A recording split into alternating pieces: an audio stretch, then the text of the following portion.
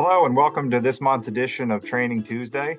My name is Scott Coburn, and joining me today is Tom Murphy, who for the past couple of years has partnered with PSATS and DEP to educate municipal and county officials and staff on all sorts of issues arising out of solar farm development in Pennsylvania.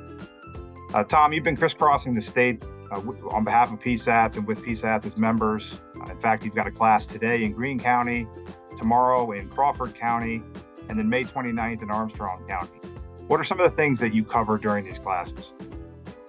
It's a 3-hour deep dive. Typically what we do is we start and build a foundation on what some of the trends are that we're seeing in solar, answer the why here, why now type question. We also try to generate some deeper thinking on what the implications and impacts of solar development might be in Pennsylvania.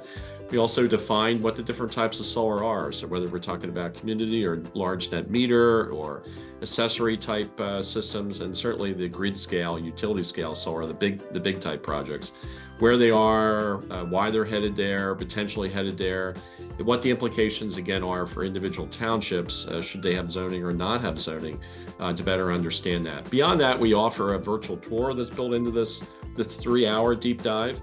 And then we take individual ordinances and we break them apart into their pieces and talk about some of the key topics and key considerations that townships should be thinking about if they're putting a new ordinance in place or thinking through that or generating some public discussion within their community, or they might even be taking an ordinance that's already existing and going back and reviewing it and making it more contemporary than the time frame of when it was originally put together. So that's, in a nutshell, that's a lot of what we cover in that time frame.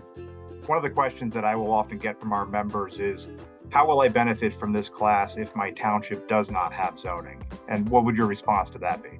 One, it gives an opportunity for a community to take a look forward. Should they be approached with a project and that they don't have any zoning? What do they need to do to generate a conversation about energy development that might be taking place or could potentially be taking place within their respective township? It might not be solar. It might be hydrogen in the future. It might be geothermal, because we see more and more interest in that. We've seen gas development in the recent past and still occurring with the Marcellus and Utica, of course. So all those things can be a part of that conversation, and I think it's good to be thinking about that. This is also a chance to be thinking ahead. Do we want to have a zoning ordinance? Do we need to put something in place? What would the cost be? What are some of the other considerations, even beyond energy, that might be driving us to do this or to not do this? And have conditions changed from the past of why maybe we didn't put it in place in the past to the situation now where larger projects of whatever type are showing up. What sorts of resources does this program have to offer for PSATS members? Well, along with 3-hour deep dive classes that we just spoke about a moment ago, we also do follow-up, and I think that's maybe one of the more important components that we're offering as part of this effort.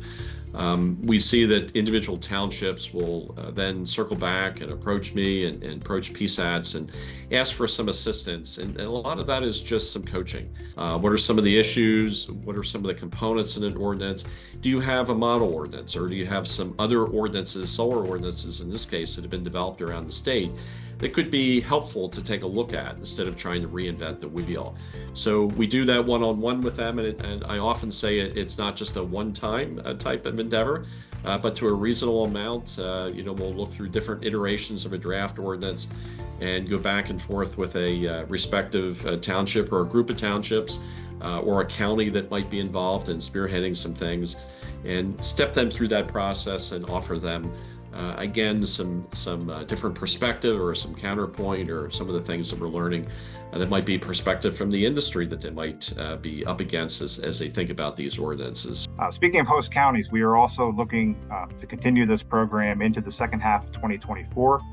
So if you or your county associations are interested in partnering with PSATS to host an event, you can also give me a call.